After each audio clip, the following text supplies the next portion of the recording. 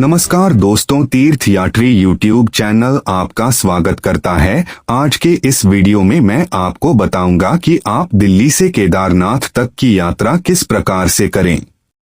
इस पूरी यात्रा में आपको कितने दिन का समय लगेगा, आपका कितना खर्चा आ जाएगा, आपको बस कहां से मिलेगी, बस किस समय पर मिलेगी, यानी बस के टाइमिंग क्या है, आपको किस किस जगह पर होटल या टेंट लेने की जरूरत पड़ेगी, पूरी यात्रा में आपको कितने दिन का समय लग जाएगा, और आप केदारनाथ धाम की यात्रा मई में करना चाहते हैं लेकिन आपने रजिस्ट्रेशन नहीं करवाया है और अब सारे स्लॉट्स फुल हो चुके हैं, तो आप केदारनाथ यात्रा के लिए मई की डेट्स का रजिस्ट्रेशन किस प्रकार से करवा सकते हैं, यह भी मैं आपको इस वीडियो में बताऊंगा।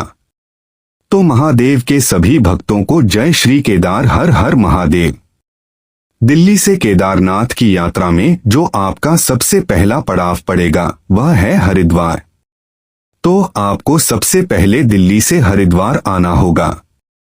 यदि आप दिल्ली से केदारनाथ धाम तक की यात्रा में अपना एक दिन का समय बचाना चाहते हैं तो एक बात का बहुत ध्यान रखिएगा। आप दिल्ली से रात की ट्रेन या फिर रात वाली बस पकड़िए जिससे कि आप सुबह के 4 या 5 बजे तक हरिद्वार पहुंच जाएं।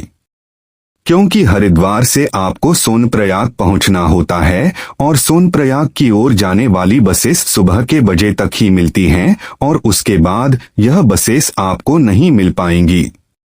यहाँ पर मैं आपको एक विशेष टिप जरूर देना चाहूंगा कि आप हरिद्वार से सोनप्रयाग की ओर जाने वाली बसेस के ऑन द स्पॉट टिकट के भरोसे ना रहें, क्योंकि यदि यहाँ पर श्रद्धालुओं की संख्या ज्यादा हुई तो आपको ऑन द स्पॉट टिकट नहीं मिल पाएगा। इसका उपाय है कि आप हरिद्वार से सोनप्रयाग की बस का टिकट ऑनलाइन एडवांस में बुक कराकर ही यहाँ आ। हरिद्वार से सोनप्रयाग की ओर जाने वाली बस हरिद्वार के बस अड्डे के साथ में राही होटल के पास से चलती हैं। यदि आप सुबह के 8 बजे के बाद हरिद्वार पहुंचते हैं तो आपको यह बसेस नहीं मिल पाएंगी। ऐसे में आपको यहां पर मिलने वाली शेयर टैक्सी या फिर प्राइवेट टैक्सी के भरोसे ही रहना पड़ेगा। शेयर टैक्सी में हरिद्वार से सोनप्रयाग तक का किराया लगभग 10 रुपए से 1500 रुपए है। और यदि आप यहां से पर्सनल टैक्सी बुक कराते हैं तो ऐसे में 4 सीटर के लिए लगभग 5000 रुपए पर डे आपको खर्चा पड़ जाएगा। और यदि यहां पर श्रद्धालुओं की संख्या ज्यादा है तो ऐसे में यह खर्चा ज्यादा भी हो सकता है, क्योंकि डिमांड ज्यादा होने पर यहां पर ट्रांसपोर्ट के रेट भी बढ़ जाते हैं।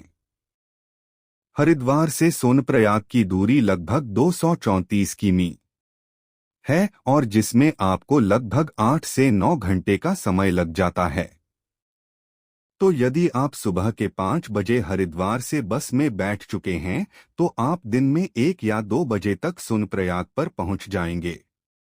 अब यहाँ पर मैं आपको जानकारी दे दूं कि केदारनाथ धाम की पैदल यात्रा सोनप्रयाग से शुरू नहीं होती।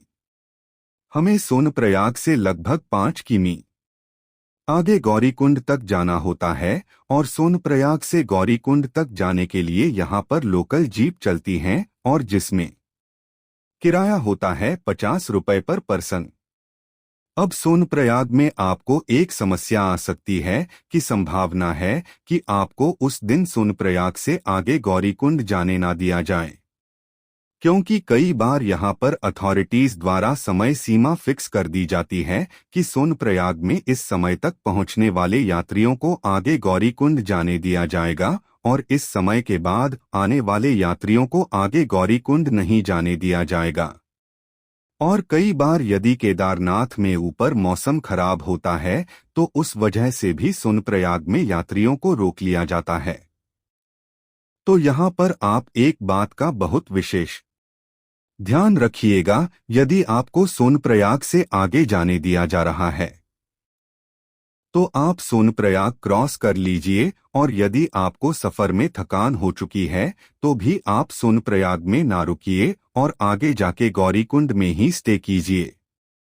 यदि आप गौरीकुंड में स्टे करते हैं तो आपका अगले दिन का बहुत कीमती समय बच जाएगा, क्योंकि यदि आप सोनप्रयाग में स्टे करते हैं तो यहाँ पर अर्ली मॉर्निंग श्रद्धालुओं की 1-2 किलोमीटर लंबी लाइन लग जाती है और यहाँ पर चलने वाली जीप्स की संख्या भी सीमित है और ऐसे में यहाँ पर बहुत परेशानी का सामना करना पड़ता है और आपको सोनप्रयाग से गौरीकुंड तक के छोटे से मात्र 5 किलोमीटर के सफर के लिए भी लगभग 2 से 3 घंटे का समय लग जाएगा। इसलिए इस बात पर मैं विशेष जोर देकर कहूंगा कि यदि आपको सोनप्रयाग से आगे जाने दिया जा रहा है तो आप सोनप्रयाग से आगे जाइए और गौरीकुंड में स्टे कीजिए। लेकिन यदि आपको किन्हीं कारणों की वजह से सोनप्रयाग में रोक दिया गया है और आपकी मजबूरी है तो ही आप सोनप्रयाग में स्टे कीजिए। तो चलिए, अब आप सोनप्रयाग से जीप लेकर गौरीकुंड तक पहुंच चुके हैं और गौरीकुंड में आपने स्टे किया है। अब नेक्स्ट डे आपको अर्ली मॉर्निंग उठकर अपनी केदारनाथ की यात्रा को शुरू करना है। अब गौरीकुंड से केदारनाथ तक की यात्रा लगभग 17 से 20 किमी की है। गौरीकुंड से केदारनाथ के रास्ते में जो स्थान आते हैं उनमें पहले जंगल चट्टी आता है, उसके बाद आता है भीमबली, फिर आता है रामबाड़ा, उसके बाद छोटी लिंचोली, बड़ी लिंचोली, भैरव ग्लेशियर, घोड़ा पड़ाव, Nandi base camp, Kedarnath helipad और फिर केदारनाथ मंदिर। केदारनाथ ट्रैक में रामबाड़ा तक का रास्ता मंदाकिनी नदी के साथ साथ चलता है और रामबाड़ा के बाद हम मंदाकिनी नदी को क्रॉस करते हैं और हमारी शारीरिक शक्ति का असली परीक्षण इसके बाद ही होता है, क्योंकि रामबाड़ा के बाद की चढ़ाई काफी कठिन चढ़ाई है जहां पर अक्सर श्रद्धालु हौसला छोड़ देते हैं और घोड़े खच्चरों की तलाश करने लगते हैं आगे की यात्रा को पूरा करने के लिए। वैसे यदि आप इस यात्रा को पैदल पूरा करने में समर्थ हैं तो इस यात्रा को पैदल कीजिए, जिसका अलग ही आनंद है। लेकिन यदि आप इस यात्रा को पैदल नहीं कर सकते तो आपके लिए घोड़ा खच्चर या फिर पिट्ठू और पालकी का ऑप्शन भी होता है। यहाँ पर घोड़े खच्चर का किराया लगभग 3000 रुपये है, जो कि एक तरफ का किराया है।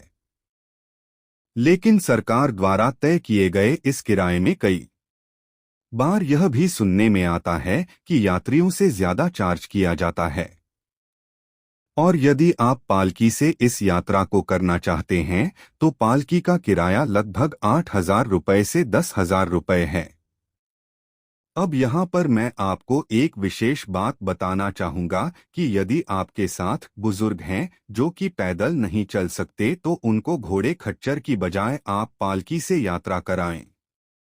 पालकी की यात्रा थोड़ी महंगी तो पड़ेगी, लेकिन घोड़े की बजाय यह काफी ज्यादा सेफ है, क्योंकि घोड़े अक्सर इस रास्ते पर गिर जाते हैं और घोड़े गिरते हैं तो उसके ऊपर बैठा सवार भी गिरता है और ऐसे में चोटें आने की संभावना रहती हैं।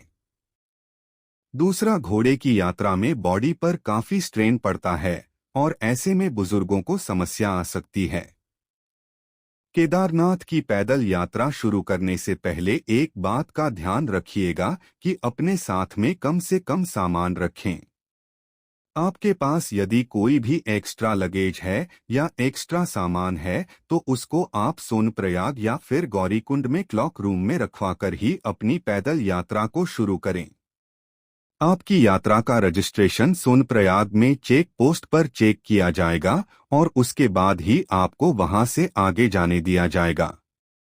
यदि आपने यात्रा का रजिस्ट्रेशन नहीं करवाया है तो भी आपको चिंता की बात नहीं है, क्योंकि आपको ऑन द स्पॉट रजिस्ट्रेशन का भी एक ऑप्शन मिलता है और 28 अप्रैल से ऑन द स्पॉट रजिस्ट्रेशंस शुरू हो चुके हैं और on the spot registrations Rishikesh के ट्रांजिट कैंप में, ऋषिकेश के गुरुद्वारे में और हरिद्वार में राही होटल पर हो रहे हैं।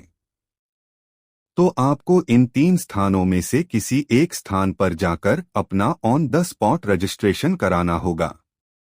अब गौरीकुंड से यात्रा करके जब आप केदारनाथ पहुंचेंगे तो केदारनाथ में आपको अपना यात्रा रजिस्ट्रेशन दिखाना होगा।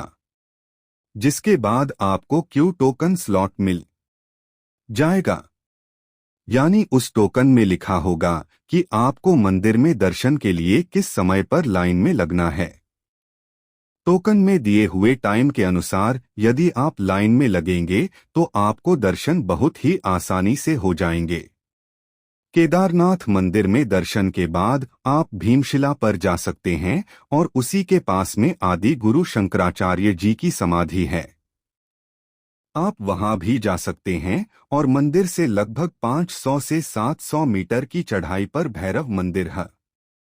आप वहां पर भी दर्शन कर सकते हैं। इसके अलावा आप रहस्यों से भरे रेतस कुंड पर जा सकते हैं।